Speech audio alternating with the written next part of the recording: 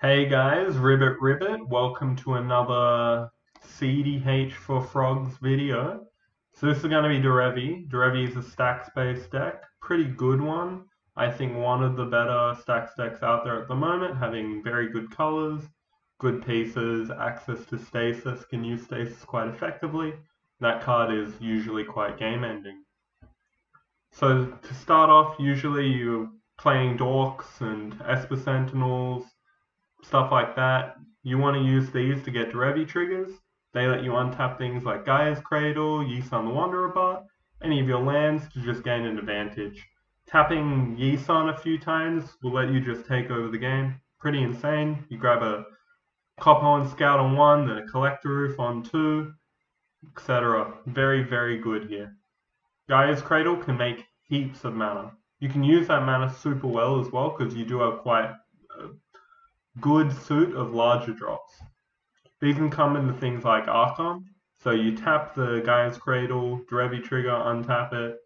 You then tap Yisan a few times. Or you just tap the Gaia's Cradle main phase, slam a few Dorks or something, attack with Derevi, untap the Gaia's Cradle, tap it for more now that you have Dorks in play, slam an Archon, slam an Elishnorn, a Hikori, something big. Archon typically wants to be naming instants. Sorcery board wipes and stuff aren't that common in the current metagame with all the Turbonauts running around. Most people don't run things like you don't really see Toxic Deluge, you don't really see Wrath of God Damnation, anything like that anymore. And you do sometimes see an overclouded Cyclonic Rift, which is an instant which you're blocking out anyway, although most people have stopped running that as well in a lot of decks. So Archon on instants, dodge your Swords to Plowshares, Lightning Bolts, Fatal Push, all the spicy removal, Dismember. Elishnorn makes your little guys bigger. Very good. Also Wincon with Living Plane makes everyone else's dorks smaller. Means that you can hit in for more guaranteed Derevi triggers, quite good. Hikori is a good lockdown with Derevi. You have Hikori in play.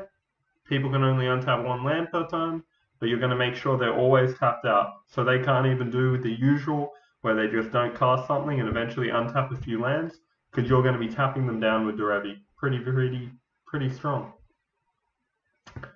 Having Sakashima in the deck means that you can get these big fatties twice.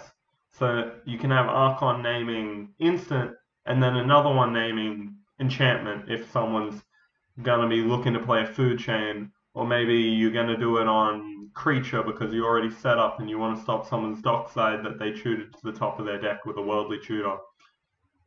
Or you just want to stop sorcery,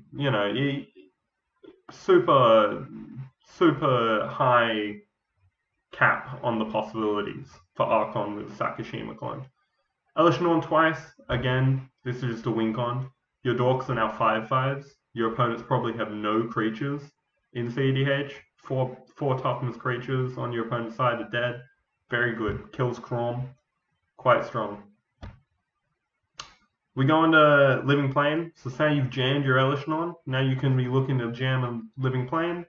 If you already have the Living Plane, you can jam a Linvala. This will either destroy all their lands with the Elishnorn, or lock them out of the game by making none of your opponents being able to tap any of their lands from out. Insane. This is a good soft lock to try and get the game to just end with a scoop.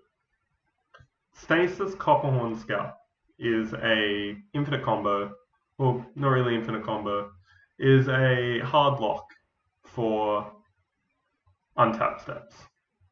Copperhorn Scout will untap itself when it attacks, meaning you can always use it with the Derevi to untap a blue, meaning your stasis will never not be paid for.